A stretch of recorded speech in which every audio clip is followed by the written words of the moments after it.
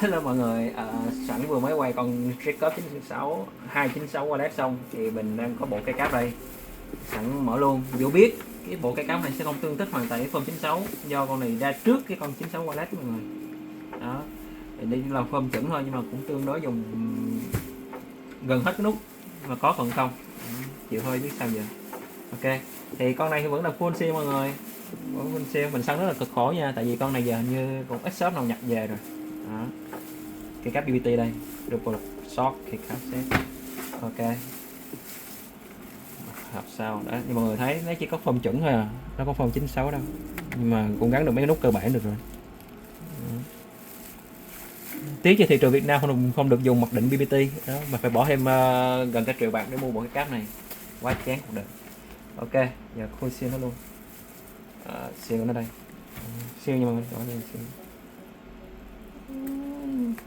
này chắc mở nhanh, làm clip nhanh thôi, tại cái cáp không có gì nhiều chứ. Chửi mở cho mọi người coi biết cái bên trong cái cáp, bộ cái cáp này là gần như thế nào. Okay. Nói sao bị xé rồi. Mở ra. Ủa, mở dưới. Đây. Em xích bỏ theo tầng ha, nhìn cũng đẹp phết. Ồ. Đây, cây cáp super short cũng chuyên nghiệp phết đấy, nhưng mà cái điều nó không làm cho form chính xác. Mình chắc là sáng hướng dẫn nữa. Đây, có đồ gãy cây cáp nè, có đồ gãy lên. Dạ.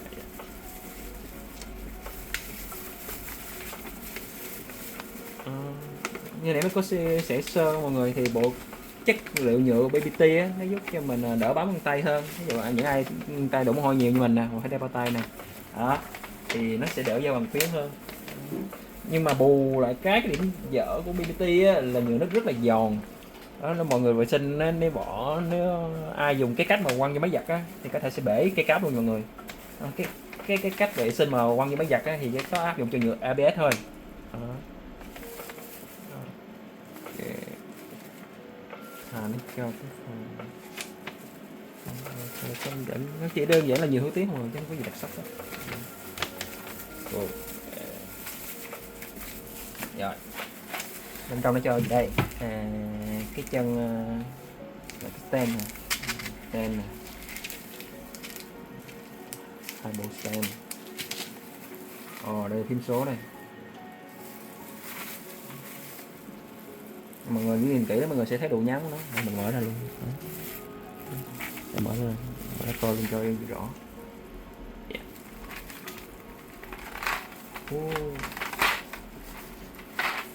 Đây. Đó, mọi người thấy độ nhám nó không? Độ nhám đàng hoàng nha.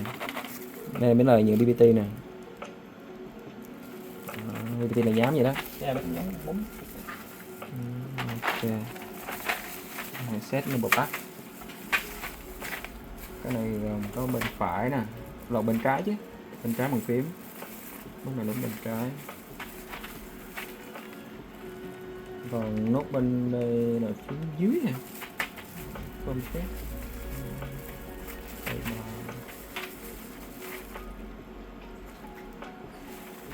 Hai phím, hai nút bay khác nhau mọi người, nút bay ngắn bay dài nha.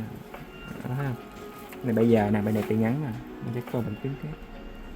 Con xếp ngắn ngủ, xếp này chắc mấy con tên calet đó mọi người, cái con bằng phím không có bằng phím số á, nó sẽ dùng xếp ngắn ngủ như okay. Con này thì vừa tương thích với Squid NX với Witchery mọi người, tại dùng chân chữ thập, gắn được cho mấy tụi Cherry với NX luôn, chữ thập. Rồi đơn giản vậy thôi. Cảm ơn đã xem nhé, like và share mọi người, thank you.